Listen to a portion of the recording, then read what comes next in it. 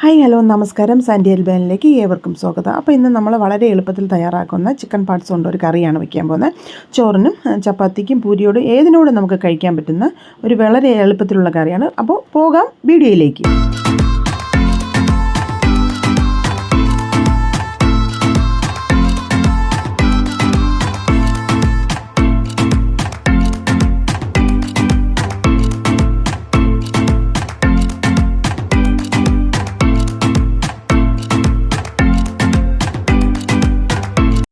Gram കണക്കോ kilo കണക്കോ എനിക്കറിയില്ല. ഇതിപ്പോൾ 100 രൂപയ്ക്ക് കണക്കാക്കിയിട്ടാണ് നമ്മൾ ചിക്കൻ പാർട്സ് മേടിച്ചിരിക്കുന്നത്. അപ്പോൾ അതിന് വേണ്ടിയിട്ട് അപ്പോൾ അങ്ങനെ തന്നെ എത്ര ഗ്രാമെന്ന് എനിക്ക് പറയാൻ പറ്റില്ല. എങ്കിലും നമ്മളത് നന്നായിട്ട് കഴുകി മഞ്ഞൾപ്പൊടിയൊക്കെ ഇട്ട് കഴുകി വൃത്തിയാക്കി വെച്ചിട്ടുണ്ട്. 2 സവാള, 2-3 പച്ചമുളക് എരിവ് അനുസരിച്ച് എടുക്കുക. പിന്നെ ഗാർലിക് ജിഞ്ചർ പേസ്റ്റ് നമ്മളെടുക്കുക. ആവശ്യത്തിന് വെളിച്ചെണ്ണയിലാണ് നമ്മളിത് ചെയ്യുന്നത്. 1 സ്പൂണ് കടുക്, പിന്നെ നമ്മൾ ഉലുവ, ഇത് നല്ലതായിട്ട് ഇട്ട് കൊടുത്തൊന്ന് പൊട്ടി വരുമ്പോൾ നമ്മൾ അരിഞ്ഞ് വെച്ചിരിക്കുന്ന 2 സവാളയും പച്ചമുളകും കറിവേപ്പിലയും എല്ലാം കൂടെ നന്നായിട്ടൊന്ന് വഴറ്റിയെടുക്കുക. വളരെ വേഗത്തിൽ നമുക്ക് ഇപ്പോൾ മീനൊക്കെ കിട്ടാത്ത ഒരു അവസരത്തിലാണെങ്കിൽ നമുക്കിതൊന്ന് വാങ്ങിച്ചു കഴിഞ്ഞാൽ നമുക്ക് നല്ല കുശാലമായിട്ട് കഴിക്കാൻ പറ്റും.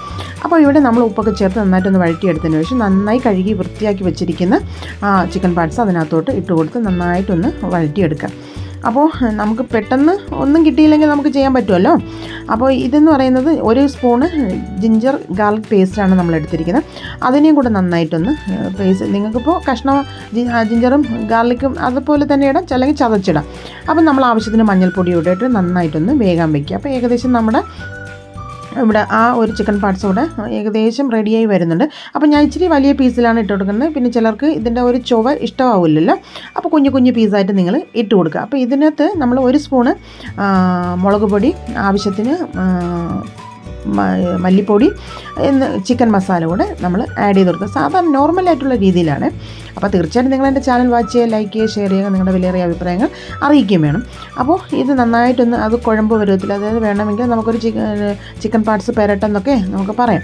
ആവശ്യത്തിന് നിങ്ങൾക്ക് ഇഷ്ടമാണെങ്കിൽ ഒരുപാട് കുരുമുളക് എരിവനുസരിച്ച് നന്നായിട്ട് ഇട്ട് കൊടുത്ത് നല്ല രീതിയിൽ നമ്മളൊന്ന് വഴറ്റിയെടുക്കുകയാണെങ്കിൽ നമ്മുടെ ചിക്കൻ ലിവർ ഫ്രൈ അല്ലെങ്കിൽ ചിക്കൻ പാർട്സ് കറി ഇവിടെ റെഡിയായി കഴിഞ്ഞു. അപ്പോൾ തീർച്ചയായിട്ടും നിങ്ങൾ ഉണ്ടാക്കി നോക്കുക, നിങ്ങളുടെ വിലയേറിയ അഭിപ്രായങ്ങൾ അറിയിക്കുകയും വേണം.